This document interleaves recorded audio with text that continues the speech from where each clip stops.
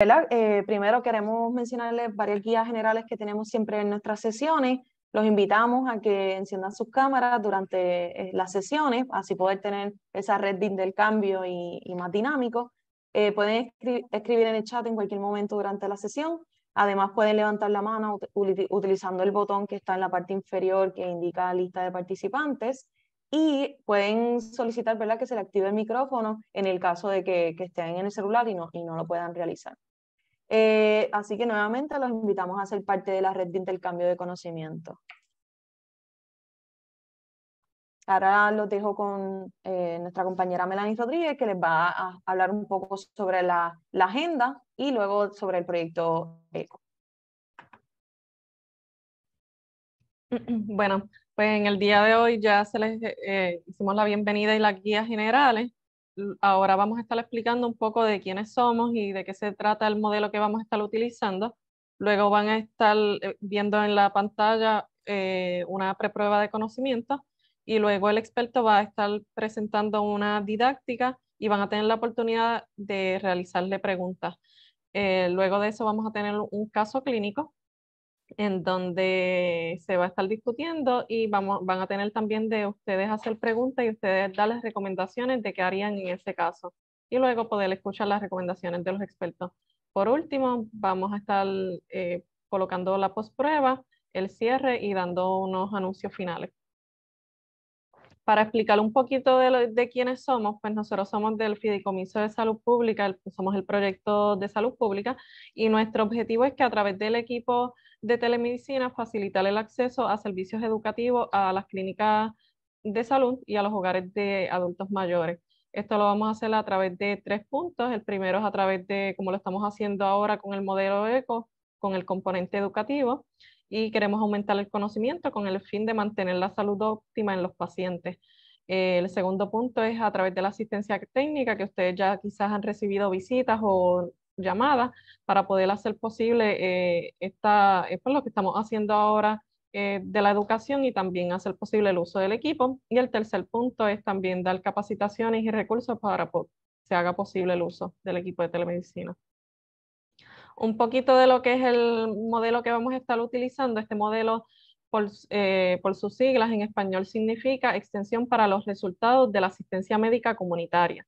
Es una red de intercambio de conocimientos donde todos aprendemos y todos enseñamos.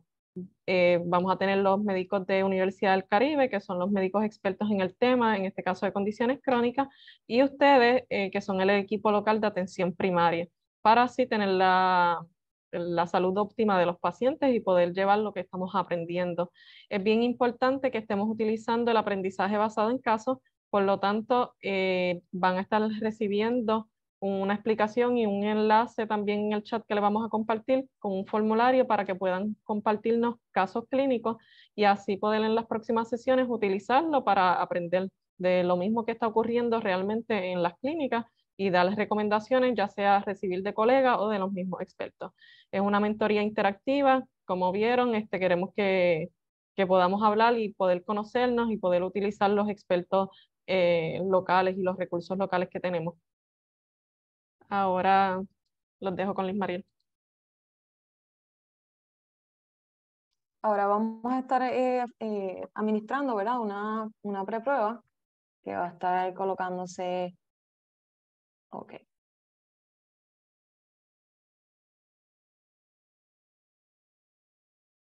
Van a estar recibiéndolo en pantalla para que puedan completarla.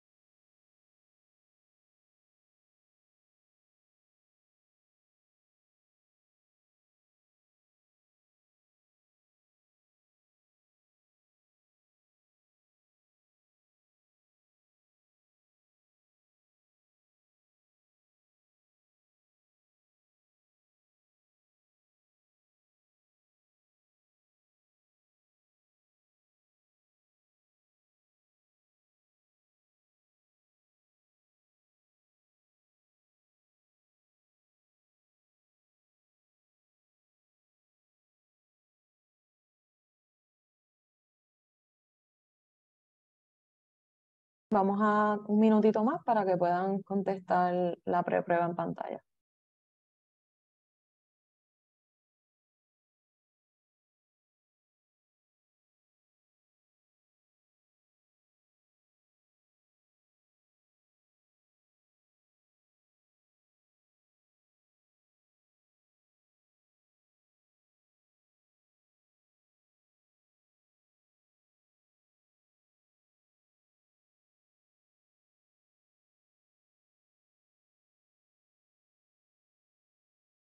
Ok, ahora sí. Gracias a todos los que han ido ya contestando. Vamos a pasar a... Ahora vamos a dar comienzo a nuestra didáctica en la sesión de hoy. El tema, ¿verdad? Va a estar dirigido por el doctor Andrés Calvo, así que nos deja saber, Andrés, si puedes solicitar el request de la presentación.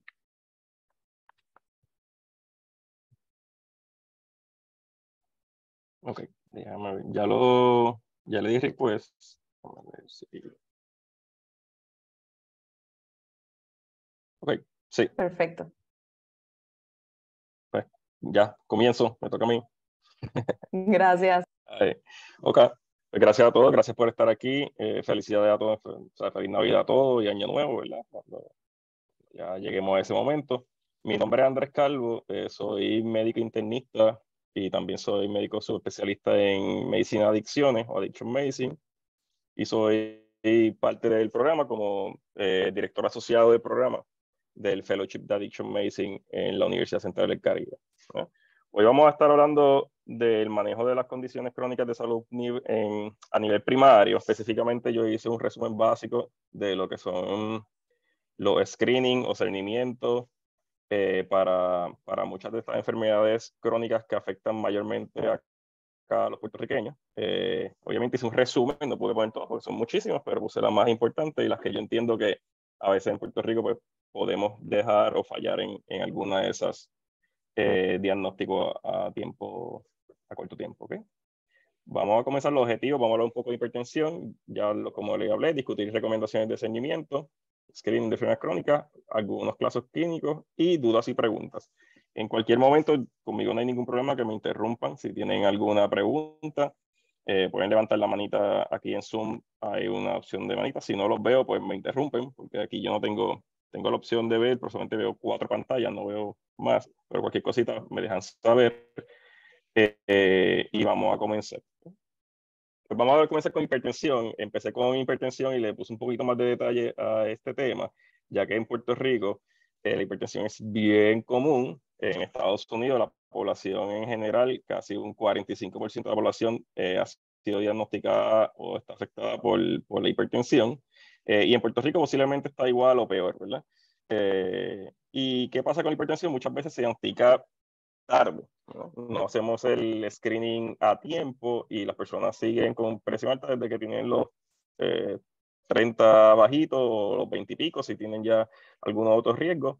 Y cuando se diagnostica muchas veces, cuando viene ese paciente por alguna queja física y va hacia el médico y ahí, mira, wow, saliste con la presión alta, pero posiblemente ese paciente muchas veces, por estudios que se han visto, ya ese paciente llevaba 5 o 10 años con la presión alta antes de manifestar algún síntoma crónico o manifestar alguna queja, ¿no?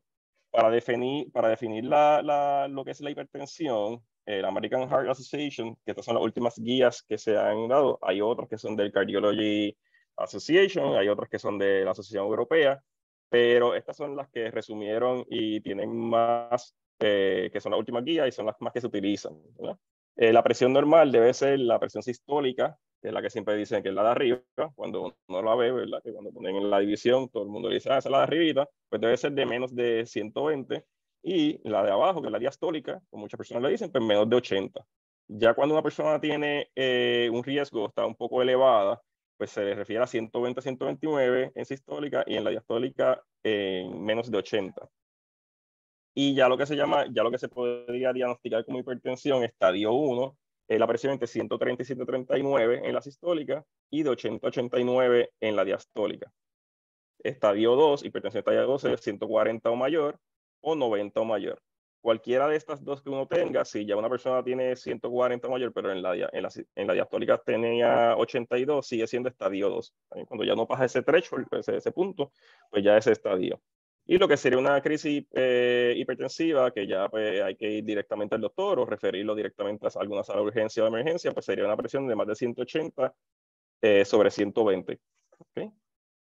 ¿Por qué es importante diagnosticar esto a tiempo? Como les dije, muchas personas se tardan, no tienen síntomas y es como una enfermedad que afecta a las personas sin que ellos se den cuenta. Muchas veces no tienen ninguna queja, a menos que la presión suba sobre 160 a 100, que ahí puede dar dolor de cabeza, empiezan a sentirse con sudoraciones y un poco más agitados de lo normal. Y es obviamente un riesgo bien importante para enfermedad cardíaca, infarto de miocardio, accidentes cerebrovasculares y enfermedad renal crónica. Ahora, se me pasaron dos. Okay.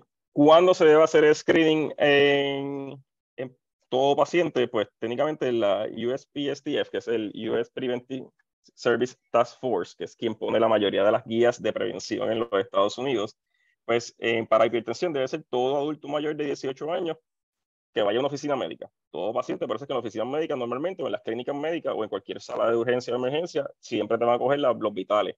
Si encontramos el paciente con la presión elevada, pues a eso se refiere, ¿verdad? El diagnóstico no se le da en el momento, porque si tienes un paciente con un momento de estrés o un momento de infección o un momento de alguna otra razón que el cuerpo esté en estrés, la presión puede subir automáticamente y eso no es un diagnóstico, sino que se sabe que tiene la presión elevada. Cuando uno hace ese diagnóstico, pues el diagnóstico debe confirmarse con mediciones de presión arterial fuera del entorno clínico. Porque ahí le toca al médico o a la persona que enfermera, o a la persona que se dio cuenta de esto, si todavía no ha llegado un médico, pues debe decirle a la persona si tienes una maquinita de presión o que se compre una o que vaya a algún sitio donde tengan. Farmacias muchas veces tienen y pueden ayudar con eso, clínicas de la comunidad también, y que se la tome fuera del entorno clínico. ¿Verdad? Eso se hace para evitar muchas otras cosas. Las personas van a la oficina médica y muchas veces solamente entrar a una oficina médica o a una clínica ya es un momento de ansiedad de estrés para esa persona y esa presión puede subir. Eso tiene un nombre como el white coat syndrome, que es que tenga o la presión elevada por la bata blanca, ¿verdad? Es la famosa bata blanca de los médicos. Pues las personas se han dado cuenta que a veces puede subir la presión solamente al ver el médico o llegar a una clínica. Por eso se manda a tomar la presión fuera de la clínica, en el hogar si se puede. Y si ya tienen una o dos de esas mediciones en el hogar entre la mañana, tarde y noche, pues ya el paciente obviamente tiene que ser referido a la clínica con ese seguimiento. Muchas veces los médicos lo hacen que le mira, apúntate varios días, sale con la presión elevada esos varios días, más de una ocasión, en diferentes horas, pues ya puede ser diagnosticado con hipertensión, dependería de estadio, 1 o 2, y todo eso, ¿verdad? Esas son las recomendaciones más básicas, ¿verdad? Pero ya en pacientes mayores de 40 años o pacientes jóvenes con mayor riesgo, ya esos pacientes deberían tener por lo menos mínimo un discernimiento o un screening de presión elevada siempre, ¿verdad? O sea, que un paciente ya a los 40 años, aunque no tenga presión elevada, siempre que vaya al médico, por lo menos una vez al año, que es lo que se recomienda después de los 40 años, pues se le haga la presión, ¿verdad? Que se le haga la medición de presión y ve. Si el paciente es joven, menos de 40 años, 20 y pico, los 30, y tiene obesidad o está sobrepeso, o pacientes de raza negra, que en Puerto Rico, al ser latinos, estamos en ese pool de pacientes, los latinos tenemos más riesgo de tener presión elevada que el blanco, ¿verdad? O el europeo, que es lo que normalmente se diferencia entre razas.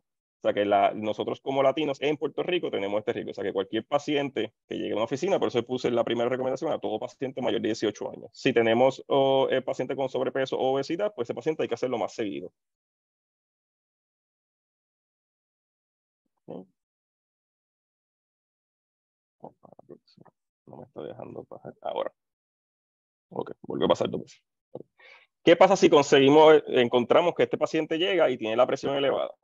Y ya lo mandamos a la casa, se la midió 2 días, regresó la semana que viene y me dice, mira, doctor, tengo 3 días que salí con la presión en 130, 90, o salí 140 y pico, 80 y pico, independientemente está elevada. Pues, ¿cuáles son las primeras recomendaciones que todos debemos saber? No solamente los médicos, sino todo el manejo de este paciente, enfermeros, trabajadores sociales, consejeros, todo lo que es nutricionista, todo lo que conlleva una clínica primaria. Pues, lo primero que tenemos que hacer es lifestyle modification, ¿verdad? Es cambiar el estilo de vida. Esto en Puerto Rico, por alguna razón, es bien complicado. Muchas personas o no se educan bien en esto, o no lo hacen, o, pues, o solamente le dan una, como decimos acá en Puerto Rico, una pastillita milagrosa y bajaste la presión, pero no mejoramos el estilo de vida. Pero lo más importante y los cambios de estilo de vida son lo que reducen la mayoría de los riesgos a largo plazo en estos pacientes. Pues, ¿cuál es la ciencia? Pues si se reduce el peso, ¿verdad? El BMI o el Body Mass Index, que es lo que queremos tener debajo de 25, pero independientemente de una persona lo tenga en 32 o en 35, esté sobrepeso severo o esté en algún, al rebajar de 5 de 10 kilogramos, que serían más o menos 20, 22 libras, pues la presión general puede bajar de 5 a 10, ¿verdad? Si esa paciente corría con 150, 140, pues rebajarlo puede ayudar a ir bajando poco a poco esa presión. Esto es solamente rebajando, ¿verdad? Si reducimos la ingesta de sodio en la dieta, es un poquito más difícil de medir, los nutricionistas pueden ayudar mucho más en esto, pero entre 1500 a 2400 miligramos por decilitro, eso se puede mirar, si son bien estrictos pueden mirar la dieta, cada cosa, pero en general, ¿qué hacemos nosotros aquí en Puerto Rico? Decimos, mira, la dieta en Puerto Rico tiene muchas cosas enlatadas, por alguna razón, comemos el arroz, le echamos un montón de cosas, mucha sal, el adobo criollo, pues empezamos a decirle al paciente, mira, pues vamos, es bien difícil decir a una persona que deje de utilizar adobo en Puerto Rico, pues utiliza el que viene low sodium. Vamos a tratar de utilizar cosas que no sean enlatadas o cosas que no sean congeladas, ¿verdad? Esto no es tan fácil y ahora como es la realidad puertorriqueña y como está todo lo que es la economía, decirle a una persona que tiene que hacer una dieta con lo que está abajo, que el DASH diet, que es que sean frutas, vegetales, whole grains, que son granos, legumes, que también son granos, y todo esto, pues si han ido al supermercado, todo está carísimo. Y tú decirle a una persona de escasos recursos que vaya a hacer una dieta así, es bien difícil, ¿verdad? Eso yo trabajo aquí en el Hospital Regional de Bayamón y muchos de mis pacientes pues son de pobreza o son de campo y no tienen cómo comprarse fruta y vegetales toda la semana, ¿verdad? Pues, ¿cómo uno hace esto? Pues le dice la cantidad, la cantidad de sodio, vamos a cocinar con menos sal, empieza a echarle más recago a la comida y menos sal, empieza a echarle más cositas que tiene en la casa, se hace un caldo, por favor, echarle muchos vegetales y muchas cosas, y pimiento, pero no le eches sal, ¿verdad? Y esas cosas pueden ayudar a un paciente que no tiene los recursos para hacer esta dieta, ¿verdad? Porque es bien complicado hacer dieta en Puerto Rico con lo caro que están las comidas y conseguir frutas y vegetales frescos y eso es carísimo. Pero como quiera se le da esa recomendación, se le da recomendación del DASH, si lo puede hacer perfecto, pero si no, nosotros como trabajadores de salud tenemos que saber cómo recomendar a una persona, no solamente decirle, mira, búscate esta dieta con un papelito, ya esto, porque eso es bien complicado en la realidad del puertorriqueño común. Porque tenemos que nosotros saber cómo explicarle eso. Esto confunde mucho a las personas, el increase potassium intake, que es consumir más potasio, porque por alguna razón muchas personas confunden sodio y potasio como si fueran malos. En pacientes con presión elevada que no tengan un problema cardiovascular severo, que no hayan tenido un infarto del corazón, no tengan el corazón agrandado o fallo congestivo del corazón en estadios ya más severos, pues el incremento de potasio ayuda a bajar la presión. ¿Con qué es lo más sencillo en Puerto Rico? Aguacate, el guineo, y otras otras comidas más de vegetales verdes, pues ayudan a incrementar el potasio. Moderación de alcohol, obviamente, decir las personas que beban menos alcohol, en hombres menos de 2 tragos al día, en mujeres menos de 1 trago al día, o sea, 1 o menos. El ejercicio y la alternativa ya de wellness, pues toda la parte de meditación, yoga, maneras de respirar mejor, biofeedback, la acupuntura, todas estas cositas ayudan un montón. Ya en Puerto Rico se están viendo un cambio hacia esto y eso es bien bueno, ¿verdad? Todavía no hay tanta ciencia para decir cuánto va a bajar la presión esto, pero si nos vamos a esta tablita, pues lo más que baja la presión es reducir el peso, la dieta, súper importante, y el ejercicio. Son los más que ayudan a bajar la presión. O sea, si hacemos esas 3 sencillas, que son cosas que podemos hacer en nuestro cambio de vida sin nada muy drástico, pues ayudan muchísimo a la presión. O sea, que esto es bien importante que todos, no solamente los médicos, sino todo el mundo que trabaje en salud sepa. ¿Por qué? Porque la hipertensión la tienen, yo diría que el 80% de los pacientes que van a una clínica médica o una clínica primaria.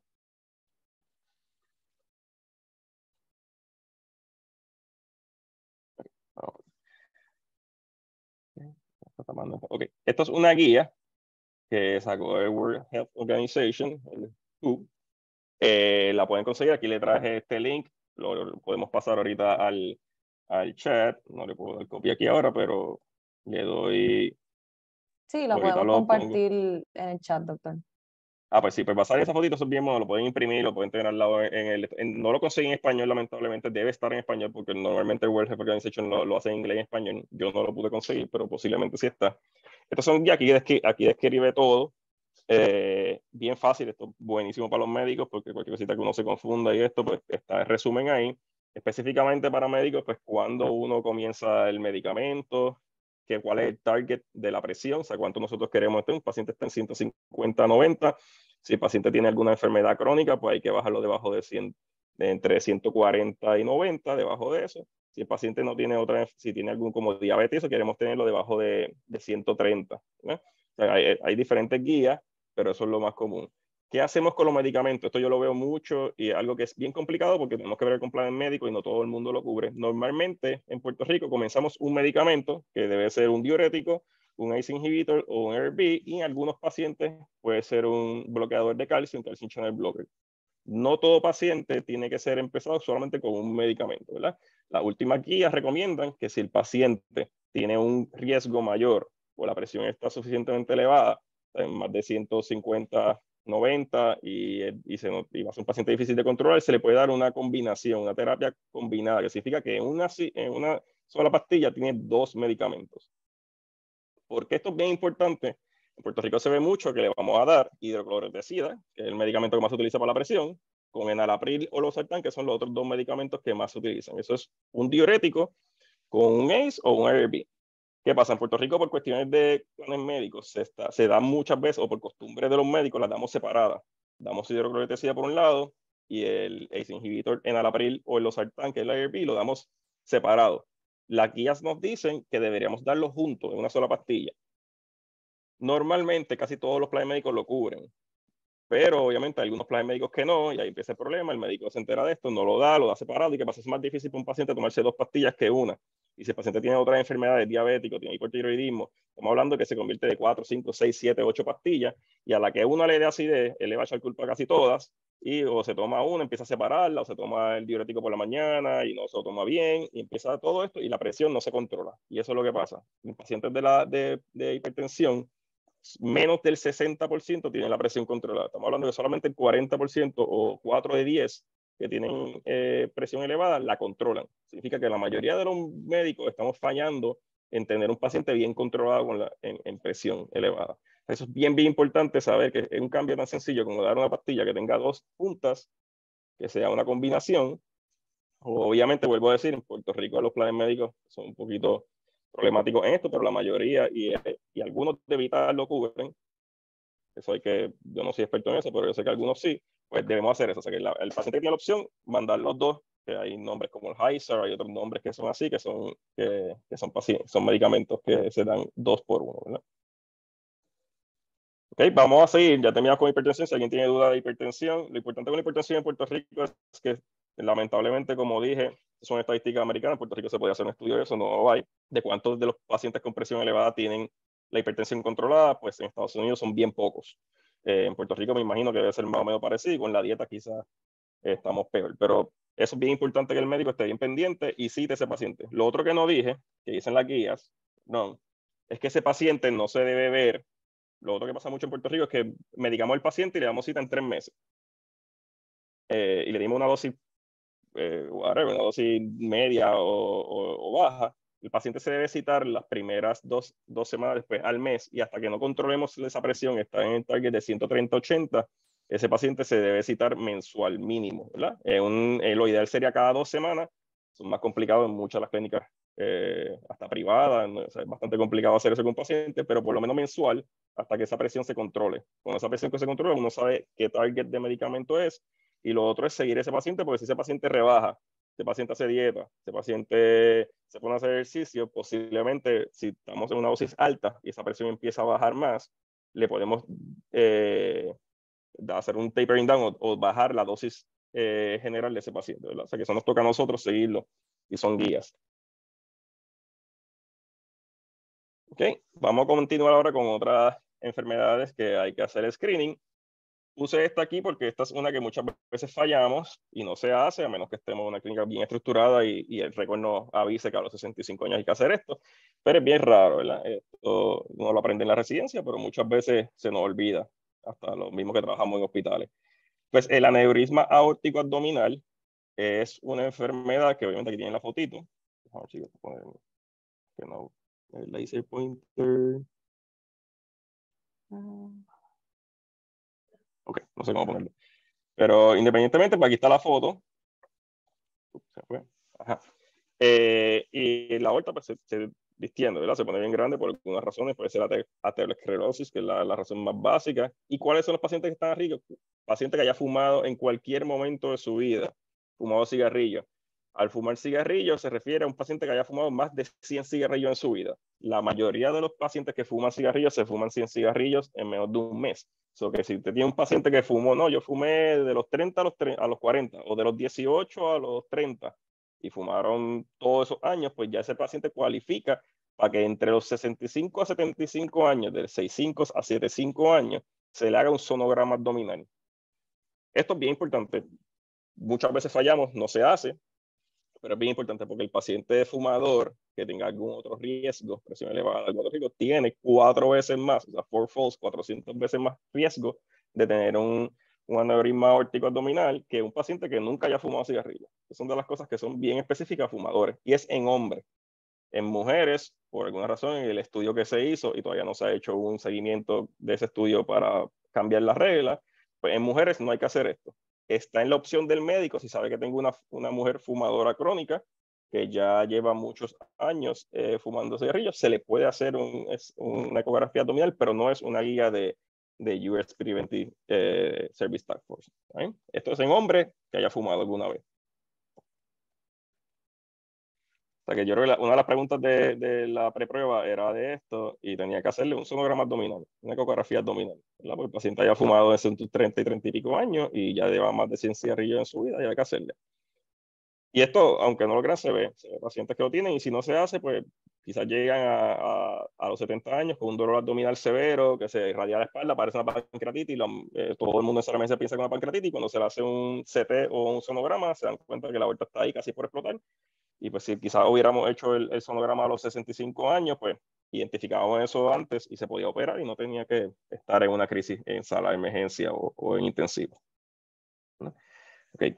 Vamos ahora a hablar de enfermedades cardiovasculares o cerebrovasculares. Esto en Puerto Rico obviamente ha cogido mucho auge últimamente, ¿verdad? No tenemos tantos neurocirujanos en Puerto Rico, no tenemos tampoco muchos centros cardiovasculares que hagan todo lo que es esto, ¿verdad? Y eso sería ya lo que pasa después de que una enfermedad no se haya diagnosticado, no se haya manejado bien. O sea, ¿qué nos toca a nosotros como clínicas primarias y médicos primarios?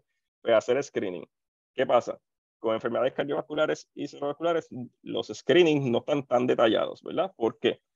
Porque lo que se puede hacer es calcular el riesgo cardiovascular de una persona para riesgo futuro de que un paciente sufra eventos cardiovasculares importantes.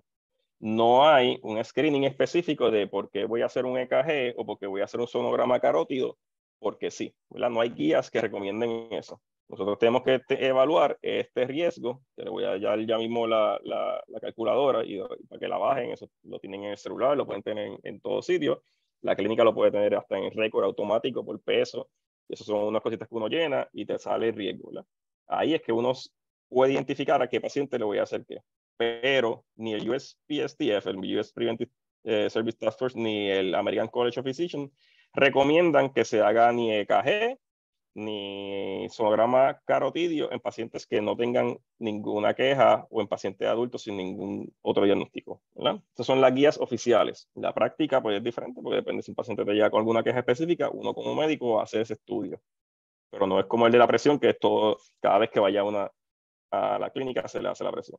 En muchas clínicas hacen EKG y muy bien, si lo hacen y identifican algo bien, si no, pues, pero no es una guía específica, no es que lo tienen que hacer a propósito todo el tiempo.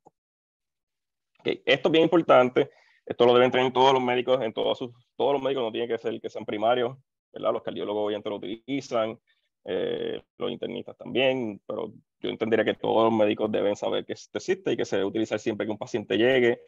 específicamente pacientes después de los 40 años, pero si tienen mayor riesgo se puede hacer desde antes. Esto se le llama el CVD Risk Estimator Plus Calculator, ¿verdad? Lo hizo el American College of Cardiology.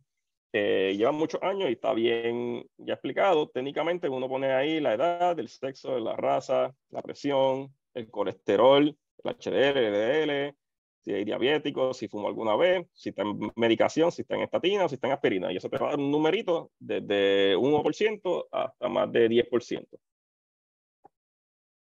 ¿Okay? Y ahora sí, ¿qué recomiendan el US Preventive Task Force para esto? Pues que todo adulto de 18 años más con mayor riesgo de enfermedades cardiovasculares se proporciona asesoramiento conductual para promover una dieta saludable y actividad física.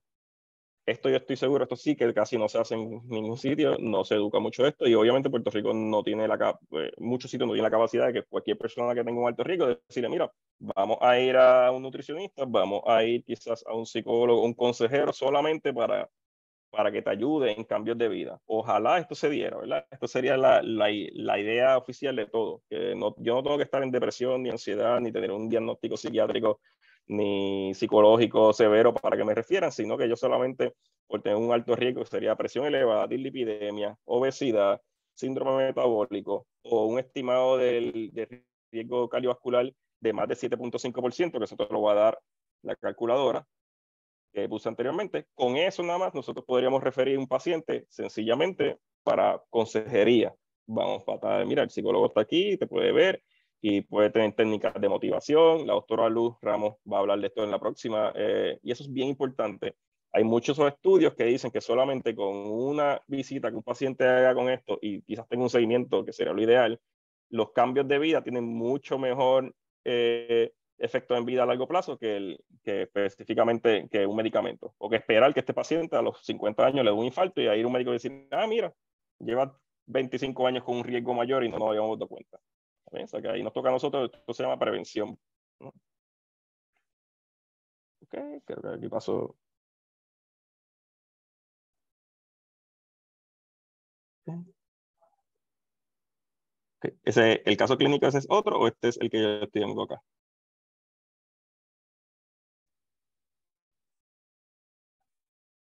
Creo que está en mute, no escucho. Sí, sí, disculpa. Sí, es el que estaba en la presentación. Ah, ok, perfecto. Ok. Sí.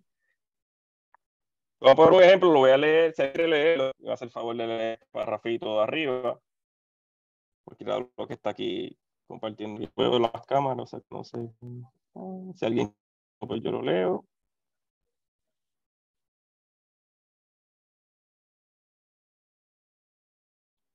Un voluntario. Sí, tenemos aquí a Kenia, creo que levantó la mano. Perfecto, pues pueden leerlo. Espérate que se me fue la pantallita, se fue para otro lado. Ahí.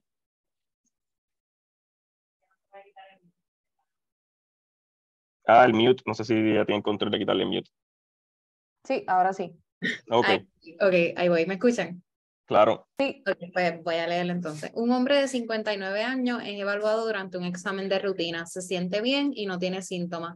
El historial médico es importante para la hipertensión. Él no fuma y no tiene diabetes mellitus. Es activo, realiza ejercicio aeróbico durante 20 a 30 minutos 4 veces por semana. Los medicamentos actuales son lisinopril y clortalidona.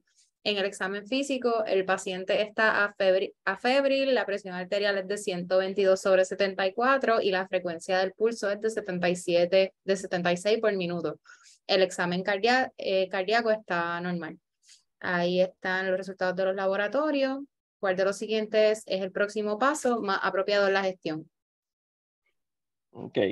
Si alguien de los que están de la clínica me puede decir qué piensa, cuál es el siguiente próximo paso, o qué piensa del caso clínico, este paciente se ve como que súper bien. Ojalá todos los pacientes llegaran así, ¿verdad? Que hacen ejercicios, que no fuman, que no tienen diabetes, que solamente tienen la presión y la tienen controlada.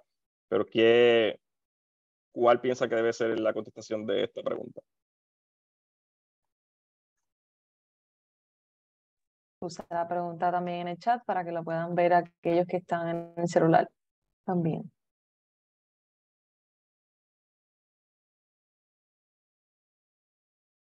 Vamos a ver. Tenemos un paciente de 59 años de edad. se siente bien, no tiene síntomas, sino que vino a la clínica solamente por seguimiento de enfermedad crónica de hipertensión. No fuma, no tiene diabético, es activo, hace ejercicio, perfecto, de 20 a 30 minutos.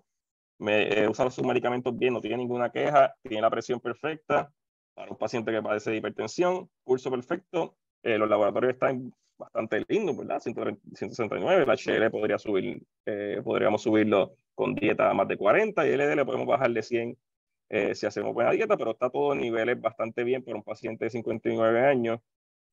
Si nos vamos a lo que yo estaba discutiendo antes, ¿verdad? Todo el mundo acá, este paciente llegó, okay. Este paciente llegó, deberíamos rapidito sacarle con esta calculadora, tiene más de 40 años, hacemos la suma y la resta y todo esto, ponemos toda la información ahí. Si la tienen, la pueden bajar, esa calculadora la pueden bajar en una aplicación. Si los médicos quieren bajarla en una aplicación en su celular, está más fácil, la pueden bajar en la pantalla y tenerla en la pantalla. Pues se debe hacer esto, ¿verdad? Calcular el riesgo de enfermedades cardiovasculares cada 10 años. Y este paciente, sorprendentemente, cuando uno lo hace, uno dice, este paciente es perfecto, este paciente yo no lo haría casi nada, lo dejo casi igual, que haga un poquito de dieta. No, este paciente tiene 9.2% de riesgo cardiovascular en los próximos 10 años, casi 10, ¿verdad? 37.25. Y mira las guías, vamos a discutir ahora las guías que deberíamos utilizar para pacientes que son las estatinas para la prevención primaria de enfermedades cardiovasculares. En pacientes de ¿qué nos recomienda el US Preventive Task Force y qué nos recomienda también el American College of Cardiology? Es que pacientes de adultos de 40 a 75 años que tienen uno o más factores de riesgo cardiovascular, este paciente tiene uno, que es la hipertensión, puede tener dislipidemia, diabetes, hipertensión, tabaquismo, que fuma cigarrillos o tabaco, un riesgo estimado de enfermedad cardiovascular a 10 años del 10 o más por ciento. Todo paciente que tenga más de 10% de riesgo, todo paciente debe tener una estatina, ¿verdad?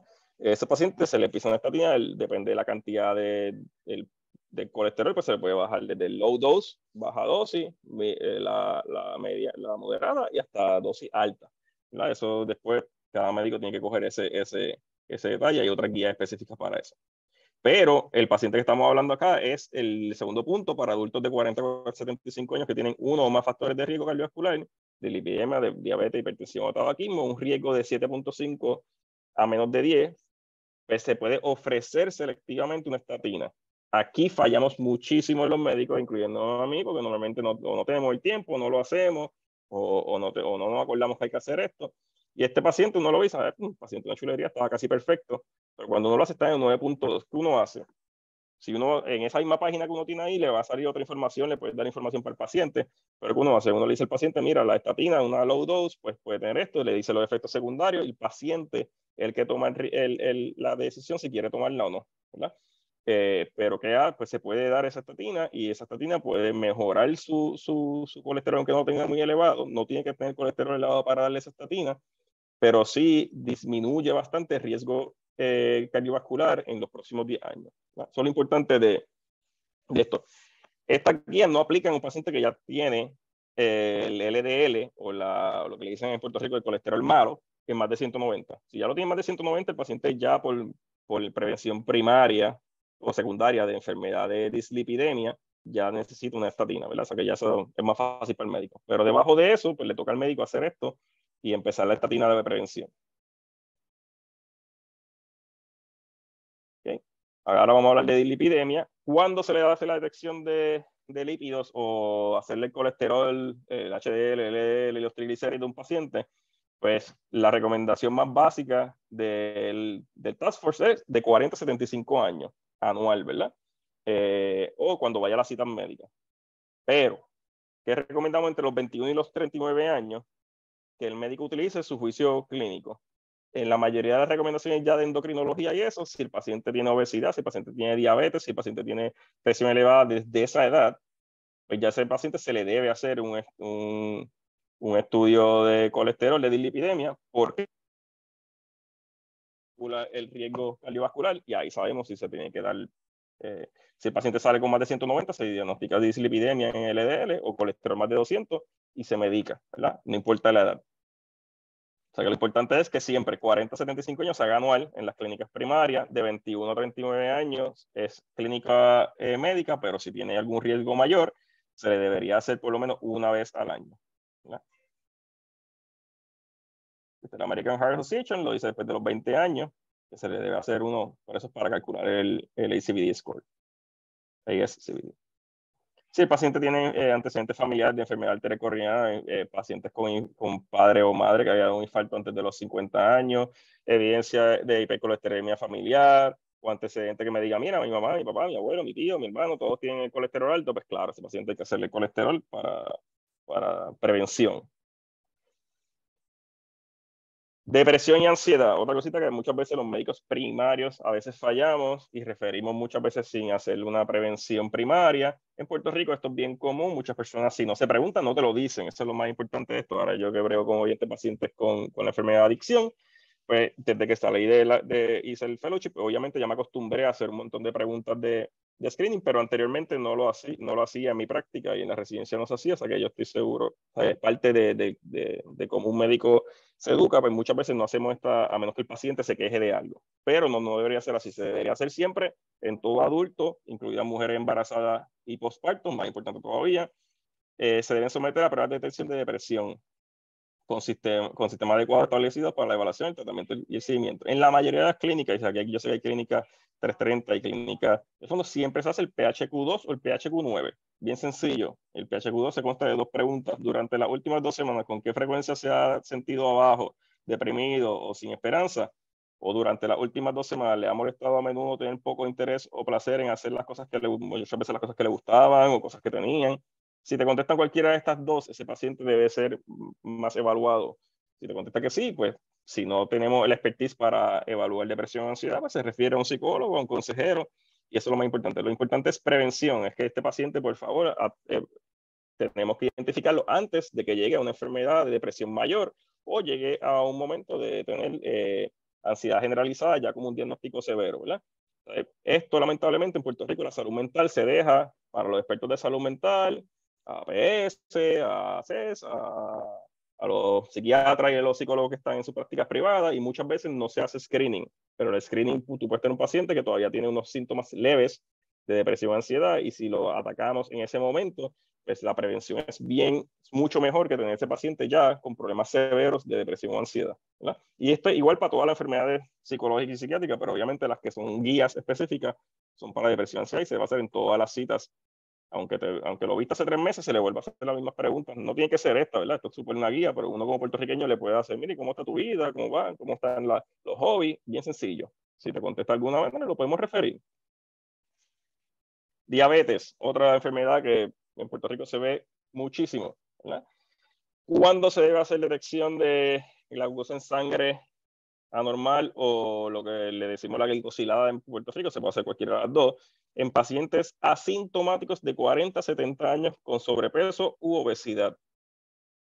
Bien importante, si el paciente viene con síntomas, no necesitamos seguir ninguna, eso es el criterio médico. Si viene con síntomas, los clásicos polidipsia, está tomando mucha agua, o orinando mucho, o cansancio, escalofrío, otras cosas que vienen con la diabetes, ¿verdad? Cuando están descontrolados, un poquito de mareo, pues le hacemos el screening. Pero si el paciente no tiene nada de eso, como quiera hay que hacer un screening de los 40 a 70 años, por lo menos una vez cada 3 años, depende si tiene síntomas más corridos, pero por lo menos a los 40 años se debe hacer, si no se ha hecho nunca en su vida, a los 40 años se debe hacer un examen de glucosa o una glicosilada. Y este paciente, obviamente, si se diagnostica o tiene un alto riesgo, tiene obesidad, este paciente, como igual de depresión, se debe enviar intervenciones intensivas de asesoramiento conductual para promover una dieta saludable y actividad física. Nutricionista, consejero y psicólogo, ¿verdad? Son las personas que mayormente hacen esto. Estos son las asociaciones de estudiantes de diabetes, el ADA, o la ADA, que es que cualquier edad con sobrepeso, obesidad o mayores riesgos a la diabetes se debe hacer el estudio, ¿verdad? Familiar, en Puerto Rico siempre, muchos familiares, la raza, latinos siempre estamos ahí metidos en todas las enfermedades crónicas, o cualquier enfermedad como hipertensión, nivel de colesterol alto, nivel de triglicéridos superior a 250 se debe hacer. Mujeres con ovarios policísticos, PCOS, por favor, no se le escape eso a ningún médico. Tú tienes una mujer con con síndrome de ovario poliquístico, se tiene que hacer siempre anual o cada 6 meses el estudio de glucosa normal o glicosilada. ¿Por qué? Porque el riesgo es mucho mayor y si ese paciente no se mejora, tiene muchas enfermedades crónicas, puede tener muchas otras enfermedades crónicas sin control. Ok, obesidad, otra cosa que está viendo en Puerto Rico muchísimo, y esto es bien importante que los médicos sepamos cómo afrontar la obesidad. No sencillamente es criticar, no es tirar al medio, mira, está obeso, está gordito, hay que rebajar un poquito, hacer el chiste. No, ¿verdad? Eso lo hacemos siempre a diario y no es lo ideal, ¿verdad? A una persona que tiene una obesidad y se tiene que describir, se tiene que explicar, se le tiene que decir qué significa el BMI y por qué es importante. Se habla mucho de la parte psicológica, psicosocial de la obesidad que se está combatiendo. No significa que uno claro, se puede aceptar, se acepta la parte que uno no se le haga bullying. Estamos hablando de bullying hace poco en las escuelas públicas, en la escuela high school, ¿verdad? Lo que es high school intermedia. Todo eso se tiene que afrontar en la parte psicológica, pero en la parte médica es bien importante describirle a todo paciente que esté sobrepeso el riesgo que tiene en la salud, ¿verdad? No es hacerlo sentir mal, no es técnicamente que con médico sea como que un maestro está regañando, sino es explicarle, mira, podemos ir bajando de peso, no significa que te sientas mal porque estás obeso, sino que mira, ¿qué vamos a hacer para trabajar con la obesidad y cómo vamos a ayudar en esto? Eso no es tan sencillo. Tenemos mucha gente que ahora está ¿verdad?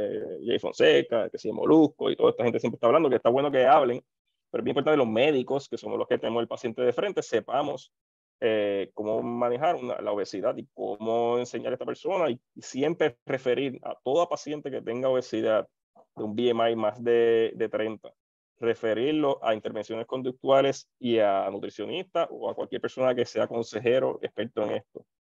Por lo que dije, nosotros lamentablemente la educación de un médico muchas veces no es experto en esto de obesidad, y si no sabemos cómo afrontar esto y cómo dar las recomendaciones más básicas, pues ayudarlos, ¿verdad? Esto es bien importante. ¿Por qué? Porque la obesidad, si no se maneja, es uno de los riesgos mayores para todas las enfermedades cardiovasculares, para la presión elevada, para la diabetes, para todo lo demás, ¿verdad? So que esto aquí puse una guía del CDC que habla del BMI, cómo explicarlo, y está bien buena. Hay una en español, hay otras diferentes, se le explican dietas y muchas otras cositas. Ok, hablamos de obesidad y pues puse después apnea obstructiva del sueño. Las guías no recomiendan hacerle ninguna prueba de apnea obstructiva del sueño porque sí a ningún paciente. Para hacerle una prueba de apnea obstructiva del sueño tiene que tener riesgo, tiene que tener síntomas, ¿verdad? No es que tenga 50 años y le voy a hacer un estudio de sueño, eso no existe, ¿verdad? Eso no se hace de esa manera, pero si el paciente tiene síntomas, ronquido nocturno, movimientos bruscos, despertarse nocturno recurrentemente, sueño no reparado, significa que me levanto bien cansado, cefalia, dolor de cabeza por las mañanas específicamente, somnolencia, fatiga excesiva diurna, pérdida de memoria, cambios de personalidad y impotencia sexual. Son síntomas que si uno no pregunta, no te los dicen, pero son bien importantes. ¿Quién te va a contestar estas preguntas muchas veces? El esposo o la esposa te dice, no, ese se ronca y no me deja dormir. O, macho, me pateó ayer y no se para de mover en la cama. Son riesgos que los pacientes muchas veces no identifican. Obviamente, si el paciente ya viene con dolor de cabeza severo por la mañana, no se concentra bien, tiene depresión, fatiga, no descansa bien aunque duerme más de 8 horas, pues tenemos que hacer ahí si se hace. Signo, obesidad, hipoplasia mandibular o faringe limitada, amígdala o lengua de gran tamaño, obstrucción nasal y nasofaringe, ¿verdad? Eso lo podemos ver. ¿Por qué es bien importante identificar apnea obstructiva del sueño? Porque es bien difícil manejar un paciente con apnea obstructiva del sueño. Son pacientes bien complicados. Este paciente puede ir al cardiólogo, al endocrinólogo, a no sé qué más, reumatólogo, a todos los médicos súper especialistas. Y si nadie le maneja la apnea del sueño, ninguno otro de esas enfermedades va a mejorar. Solamente tener un CPAP o un BiPAP que maneje la apnea de sueño baja la presión hasta 10 mm, ¿verdad? O sea, si la tienen 150, baja a 140. La diabetes controla de 1 a 2% el nivel de glicosilada. La pérdida de memoria mejora, o sea, que eliminamos riesgo de Alzheimer temprano si manejamos la apnea de sueño. Depresión, pacientes pueden tener depresión solamente por apnea de sueño. Le doy mucho énfasis en esto porque en la clínica, obviamente, en medicina interna hacíamos mucho hincapié en esto y diagnosticamos muchas personas que no pensaban que lo tenían. Solamente pensaba que por la ansiedad no manejaban bien el sueño. Enfermedad de la tiroides, se recomienda la detección si tienen síntomas. Tampoco es algo que se hace siempre, Pero si tenemos un paciente con riesgo de otras enfermedades crónicas o tiene algún síntoma básico, fatiga, piel seca, o lo contrario, que sería hipertiroidismo, que es todo rápido, irritabilidad, insomnio, ansiedad, pues se le debe hacer. A todo paciente que tenga ansiedad y no tenemos una causa real de la ansiedad o algo psicosocial que esté causando esto, se le debe hacer un TSH para diagnosticar a ver si tiene hipertiroidismo o hipotiroidismo si tenemos una paciente con depresión. Y muchas veces después que no mejora con antidepresivo, pero debería ser antes, se debe hacer un TSH, siempre. Detección de cáncer, no voy a entrar mucho en detalle en esto, algunos otros médicos van a hablar de esto, pero el cáncer de seno en mujeres, el riesgo, ¿verdad? La mayoría de las guías, hay muchas guías diferentes, pero la mayoría de las guías sí están de acuerdo que a los 50 a 74 años se debe hacer una mamografía, puede ser anual, bianual o hasta cada 3 años, depende si sale negativa.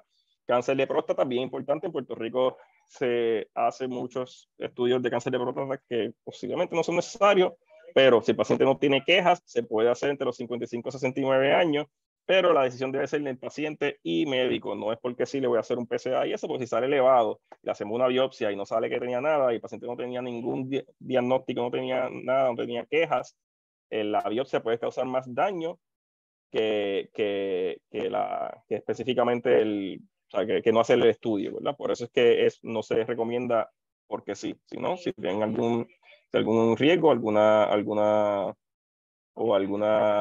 síntoma, ¿verdad?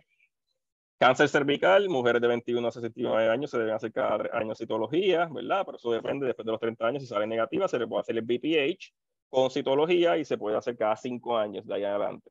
O sea que eso todo, pero de 21 a los 30 debe ser cada 3 años y bien importante si le llega una mujer femenina de esa edad en esas clínicas, referirlo a un OB-GYN para que le hagan eso. Muchas mujeres a veces si no están bien educadas, no tuvieron una educación o nunca han ido a un ginecólogo antes de los 21 años, quizás no tengan ninguna razón por ir, pues se tiene que referir. Eso nos toca a nosotros como médicos primarios hacer esas preguntas y referirlo. Cáncer colorectal, el American College of Physicians y el US Preventive Task Force de 50 a 75 años se debe hacer alguno de los estudios. Colonoscopía es el más común, pero hay otros muchos más que han salido, ¿verdad? Pero la colonoscopía de los 50 a 75 años se debe hacer, ¿verdad? La Sociedad Estadounidense de Cáncer lo bajó a 45, pero la mayoría de las recomendaciones son de 50 a 75. De 45 si tienen mayor riesgo y 40 si tienen familiares con enfermedades o algún tipo de cáncer colorectal en edad temprana.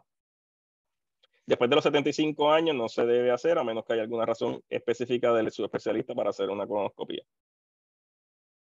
Okay. Estas son todas para que vean la confusión de la guía de seno, del cáncer de seno. Son un montón, son diferentes. Lo importante es que de 50 a 75 todas recomiendan hacerlo. O sea que sí, hay otras que recomiendan desde antes, pero eso depende de los riesgos. Pero puse esta tablita por si algún médico o alguna persona de salud primaria quiere tenerla, pues se le puede enviar. Este es mi expertise, obviamente lo puse, ya hablamos esto el semestre pasado, estos últimos meses.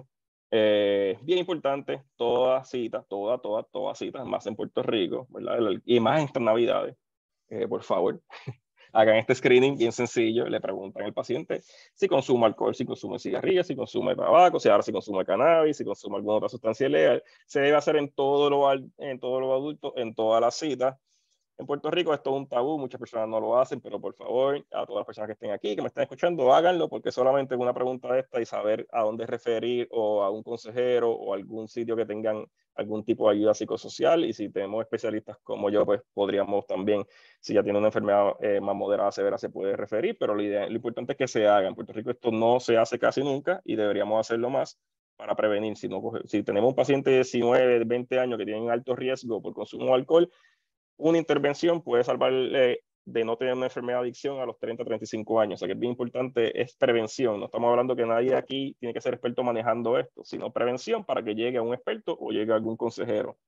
Hay un montón de guías. El DAS es para herramientas, el DAS es para enfermedades, para el uso de drogas ilícitas. Y obviamente está el Audit y el Audit C, que son para alcohol. Y aquí puse SAMHSA, que tiene toda la guía en inglés, español y otro idioma, que se le pueden hacer el screening a todos los pacientes. Y creo que estamos acabando. Esta aplicación, me gustaría que todos los que estén aquí la bajen, solamente como un ejercicio para todos ustedes. Bien importante, si hacen se bajan esta aplicación, la pueden bajar en el celular, la pueden bajar en su computadora. Y si quieren ver si ustedes están al día con todos sus exámenes que tienen que hacer, no miren todo porque se van a asustar de todas las cosas que hay que hacerle a una persona de su edad, pero miren lo que son las recomendaciones A y B, que la recomendación A debe ser estricta, deben haberlo hecho, y la recomendación B deben estar cerca de hacérselo, o si no se lo han hecho, pues mírenlo, ponen su edad, ponen sus riesgos, ponen su peso, ponen sus cositas, les van a dar el OK y va a salir todas las cosas que tienen que tener hechas en su vida, o que un médico por lo menos debe saber que tiene que enviárselas por su edad. Esto es bien importante porque te hace la vida fácil como médico. Si no sabes qué hacerle al paciente en la próxima cita, pones esto aquí, te va a salir todas las cosas de prevención y screening que deben hacer, ¿verdad? Y esto es bien bueno y lo deben tener todas las clínicas para prevención. Y aquí hay unas referencias que son más o menos las mismas que ya di arriba. Preguntas, dudas que tengan.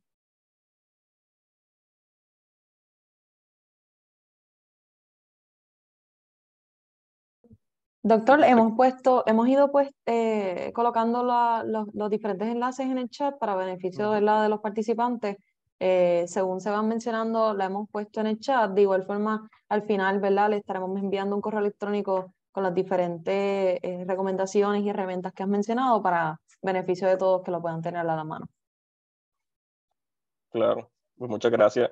Cualquier duda que tengan, preguntan de la guía, cualquier cosa que puedan decirle en cuestión de prevención o ayudas que necesiten. Bien importante, lo más importante de esta presentación y las que van a dar es que obviamente algunas cosas de estas son bien especializadas para médicos, pero todas las personas que están dentro de una de salud primaria deben saber, porque si el médico se le escapa, pues la persona que está al lado sepa, la enfermera, la trabajadora social, el consejero, hasta los administrativos sepan que esto se tiene que hacer, porque si prevenimos la mayoría de estas enfermedades que son bien básicas, pues a largo plazo es mucho mejor para los médicos a largo plazo, para el manejo del paciente y obviamente para la salud pública. O sea que es bien importante esto, por eso empezamos con esto. Después en las próximas secciones que van a dar algunos subespecialistas y especialistas van a hablar de enfermedades bien específicas y cambios en el manejo que debemos tener y las guías más nuevas.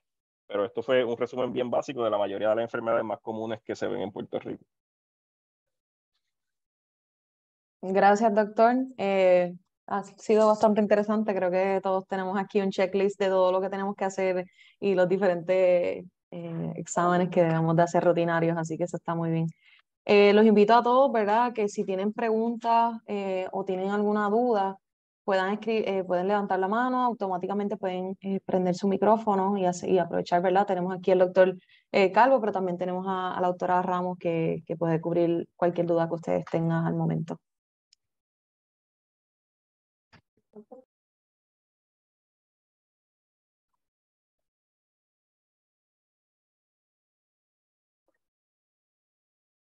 Ahora sí nos vemos todos.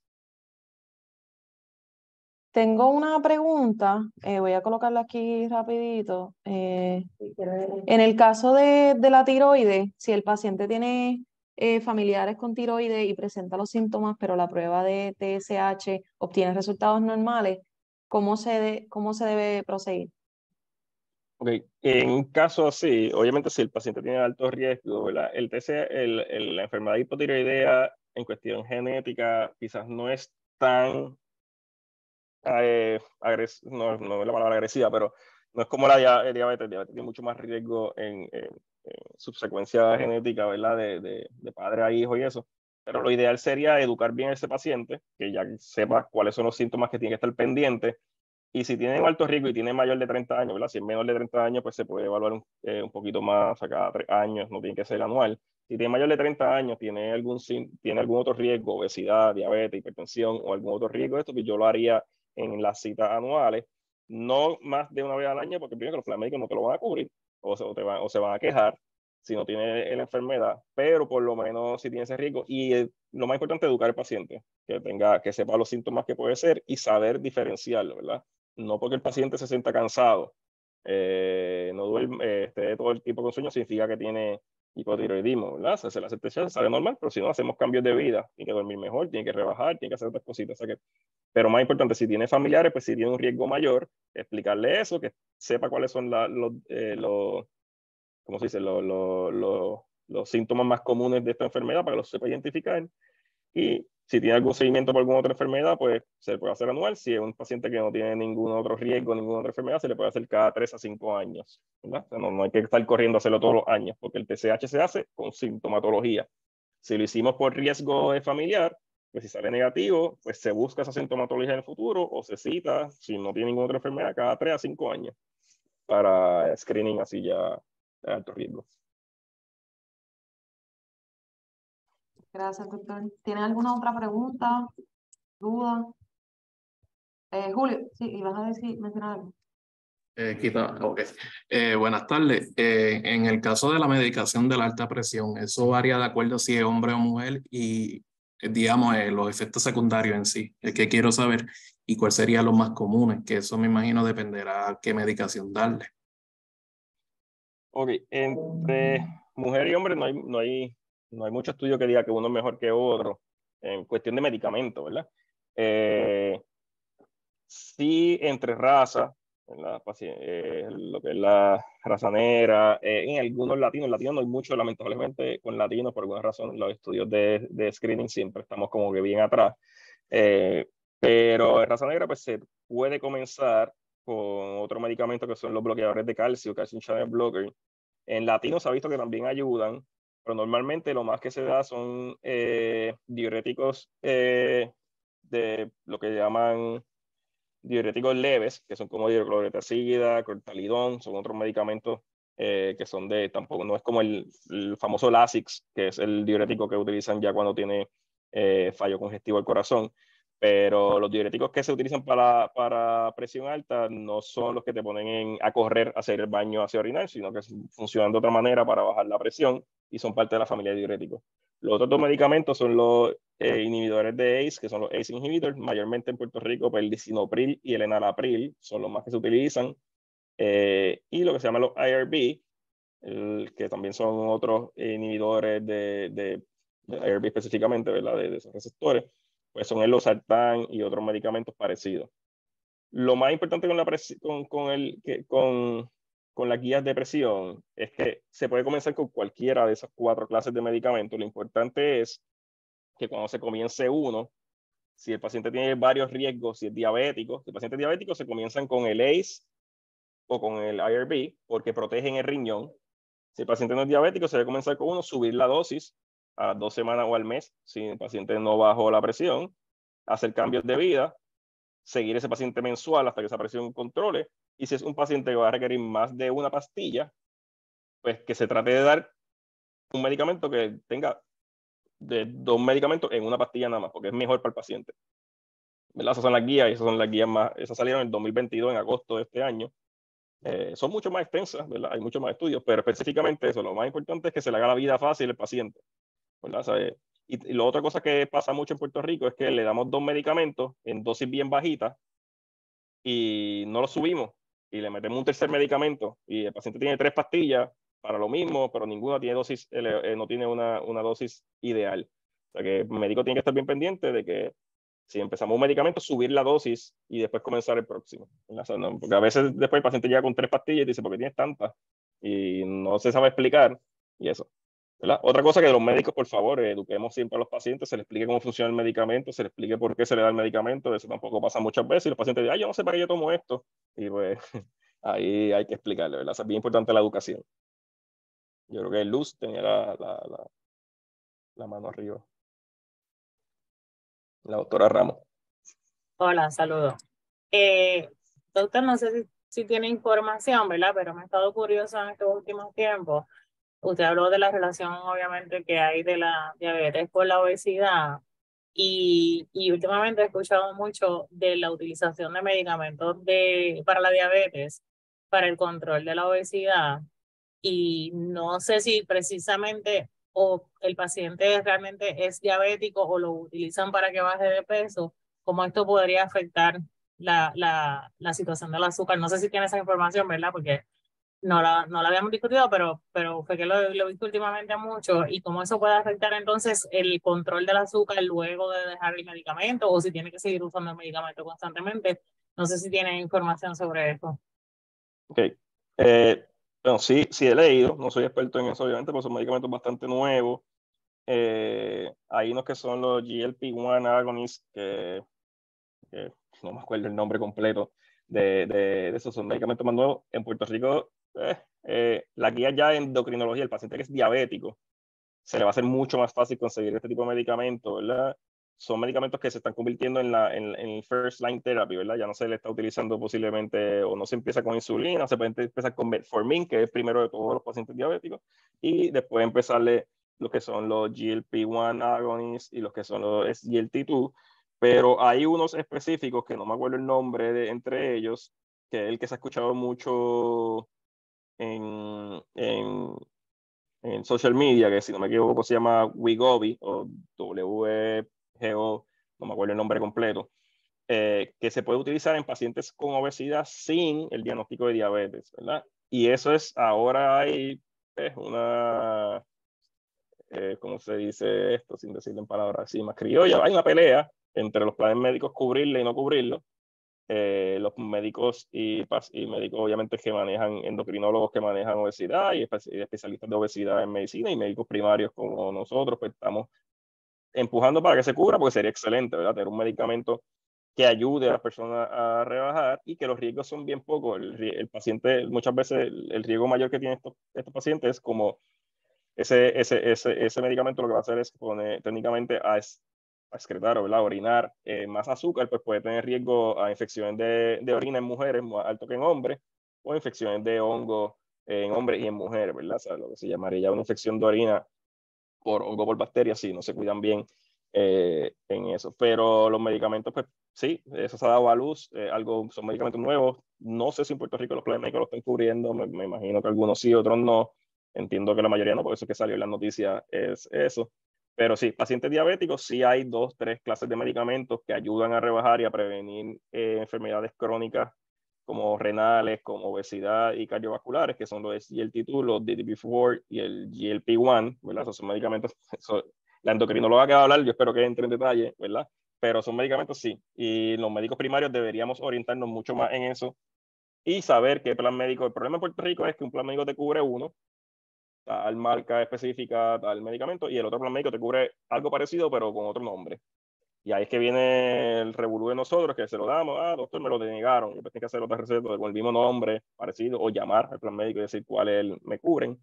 Pero sí, son medicamentos nuevos que se deberían estar utilizando más en Puerto Rico, no se utilizan mucho, estamos un poquito atrás en eso, en medicina primaria aquí. Y el de la obesidad, pues hay que ver cuándo los planes médicos acá en Puerto Rico empiezan a cubrir, y sería excelente. Y obviamente tiene unos criterios específicos, no cualquier paciente cualifica para eso, ¿verdad? Tiene que tener un BMI de más de 30, tiene que tener otros riesgos, y no sé si lo vendan privado, o sea, no sé si se lo puede comprar con cash.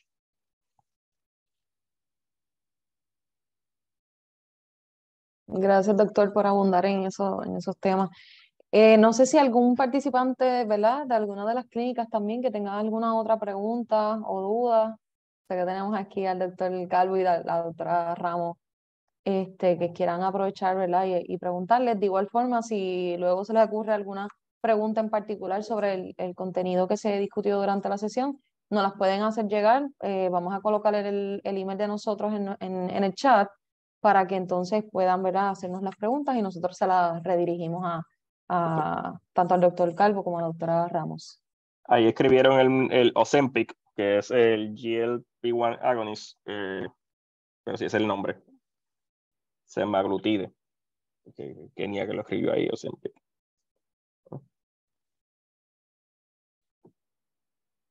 No sé si había un caso que íbamos a discutir o había... De parte de, no sé si de los participantes tengan algún caso, ¿verdad?, que se quieran mencionar. De igual forma, ¿verdad? Melanie va a estar explicándoles, ¿verdad?, para las próximas sesiones, ya que son 10 sesiones que vamos a tener disponibles, ¿verdad?, para ustedes, que puedan traer los casos clínicos para entre todos nosotros, podemos discutirlo entre todos los colegas en diferentes áreas y buscar, ¿verdad?, las mejores recomendaciones entre todos y lo que le ha funcionado en la práctica. Así que voy a colocar, ¿verdad?, en pantalla, compartir pantalla para poner nuevamente la postprueba y adicionar a eso, luego pasamos a lo que sería, ¿verdad?, la parte de la presentación de casos para que Melanie pueda explicarlo y puedan traer sus casos. No sé si la doctora Ramos vi que levantó la mano, no sé si es de ahora o es de ahorita.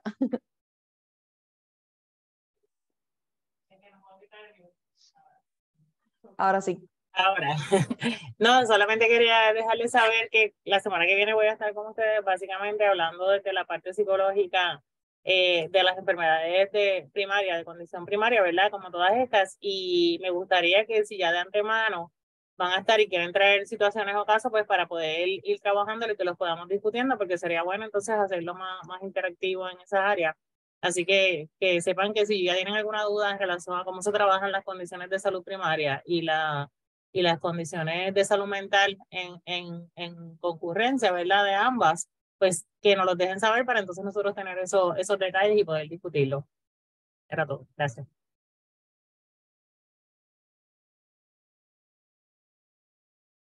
Perfecto. En el chat, de igual forma, le colocamos el link para que puedan presentar un caso clínico. Y entonces, doctora, nosotros lo que, si antes de finalizar esta semana, si alguno de los participantes ya ha entrado algún caso, se los vamos a estar enviando para que entonces lo podamos ver la próxima sesión con usted.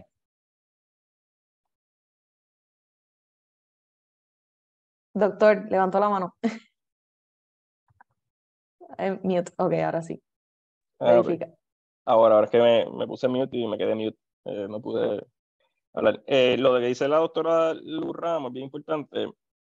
Obviamente las guías son bastante básicas, lo que se habló hoy era una introducción, porque como se va a hablar más en detalle lo de diabetes, nutrición y todas las enfermedades crónicas que se van a hablar, la salud de la mujer, no entré mucho en detalle, es bien importante cuando hablé mucho de referir a terapia conductual, porque eso no se hace casi nunca en Puerto Rico. En Estados Unidos hay un auge bien grande con esto, y obviamente pues ya otros países europeos, nórdicos, pues son los que se han hecho la mayoría de los estudios. Pero bien importante identificar esto, que nosotros como trabajadores de salud en clínicas primarias, no dejemos para tarde hacer ese tipo de intervención. ¿Por qué? Porque hay un tabú gigante de que si tú vas a un psicólogo es porque tienes un problema psicológico o psiquiátrico, o si vas a un consejero por alguna razón es porque tienes un problema. Pero si empezamos a ver esto como una ayuda en la terapia crónica o la prevención de enfermedades crónicas, el switch del cambio del paciente en cuestión de cómo aumenta, cómo asocia una terapia conductual a su vida, no como un problema psicológico o psiquiátrico, cambia. No es lo mismo tú decirle a un paciente, mira, te voy a enviar a un psicólogo porque estás en depresión y ansiedad o tienes un trastorno psiquiátrico, que tú le dices, mira, es bien posible que es tan sencillo como ir a un psicólogo para que te ayude en hacer cambios de vida. Es como los famosos coaches que ahora hay muchos, ¿verdad? Que hay muchos living coach, o la mayoría son psicólogos, aunque no lo piensan. Lo que pasa es que pues, la parte... hay psicólogos, no todos son psicólogos, pero ¿verdad? Conozco una psicóloga. Lu me está aquí regañando porque dije que la mayoría, pero no. ¿Verdad? Los que son famosos no, pero conozco psicólogos que se dedican a cambios de vida, ¿verdad? Pero es bien importante que se vea ese tipo de referido y hacerlo bien, o sea, explicarle al paciente, mira, te estoy refiriendo para esto, pero no es porque tiene un problema psiquiátrico, no es porque tiene un problema psicológico severo, sino que esa persona hizo un doctorado, hizo esto y es experta en ayudarte en los cambios de vida. Y se puede hacer como aquí rato, como educadores, como educación, como seguimiento, como consejería, ¿verdad? Hasta los consejeros también, o sea que se puede. Eso es lo más importante, y eso no se hace, lamentablemente en Puerto Rico no se hace a menos que tenga una enfermedad psiquiátrica o psicológica severa. Y deberíamos hacerlo con todo, desde paciente de presión alta, paciente diabético, paciente con obesidad, esas tres cosas que son las más que afectan la población adulta en Puerto Rico, se debe hacer. Lamentablemente, mi práctica como residente, en mi hospital donde yo hacía residencia, no teníamos esa ayuda, ¿verdad? Yo no tenía un psicólogo ahí o un consejero, pero yo sé que en las clínicas primarias, los 330, los IVA, muchas veces sí lo tienen, y deberíamos utilizarlo no solamente para el paciente con enfermedades psiquiátricas o psicológicas o mentales severas, sino para todo paciente que tenga una enfermedad crónica, porque con una cita y algunas cositas que Luz va a describir, la doctora Ramos va a describir la semana que viene, el cambio puede ser profundo a una persona. Solamente hacer un poquito de motivación o darle estrategia posiblemente el médico no estamos tan orientados en esto y no tenemos muchas veces tiempo para estar hablando ahí con el paciente y explicándole todo esto, pues deberíamos hacerlo. Hay que repetir esto mucho, pero es que quiero que ese cambio poco a poco lo hagamos. Yo estoy tratando de hacerlo en mi práctica aquí como academia y también en la práctica privada, pero es bien importante tratar de hacer esto en las clínicas primarias. Gracias, doctor. Vamos a colocar la postprueba en pantalla, así que lo puede. Ya estuvo. Perdonan, disculpen, ya lo pusimos. Gracias a todos los que contestaron. Vamos a colocar, ¿verdad?, en el chat lo que sería la hoja de evaluación. Pueden verlo en el chat próximamente. De igual forma, tienen el QR code en pantalla que lo pueden escanear a través del mismo celular. Y adicionar a eso, lo vamos a estar enviando por correo electrónico para que luego, ¿verdad?, con calma lo puedan contestar. Es de suma importancia para nosotros, ya que nosotros pues son 10 sesiones y queremos ir, ¿verdad?, mejorándola cada sesión para poder, ¿verdad?, satisfacer todas las áreas. Y por último, tenemos también lo que sería la presentación de caso clínico, que lo voy a dejar con Melanie Rodríguez para que les pueda explicar un poquito más en detalle y también animarlos a todos a que nos compartan esas presentaciones de casos, como mencionaba la doctora Ramos. Ahora los dejo con Melanie. Sí, esto es una de las herramientas más importantes pues, en el modelo ECO, por lo tanto, en este formulario los invito a que lo utilicen como una guía pues, para la experiencia que tuvieron, colocarla, no tienen que estar completando todos los espacios que están en el formulario, simplemente lo quisimos colocar para que lo tuvieran como guía. Pero pueden llenar 1 o 2 espacios y puede ser anónimo, no tienen que presentar con su nombre. Si lo quieren hacer anónimo, nosotros lo presentamos acá. También pueden hacerlo con su nombre y así los participantes y los expertos pueden hacerle preguntas sobre ese caso. Por lo tanto, es bien importante y los invito para hacer esto mucho más dinámico. Gracias. Gracias, Melanie. Lo colocaron en el chat y entonces en el mismo correo electrónico que le vamos a estar enviando con toda la información y los diferentes recursos que nos compartió el doctor Calvo, lo vamos a incluir también para que tengan la oportunidad de compartir los casos. Nuevamente, les presento, ¿verdad?, la tabla de las diferentes sesiones, las próximas sesiones. Lo estaremos viendo, los esperamos el próximo miércoles, 21 de diciembre, con la doctora Ramos, para hablar un poco sobre las terapias adecuadas y la ayuda psicológica en el manejo de las condiciones crónicas. Así que muchísimas gracias a todos los que estuvieron presentes en la mañana de hoy. Ya estamos en la tarde, así que buen provecho a todos y los esperamos el próximo miércoles. Gracias. Gracias, buenas tardes.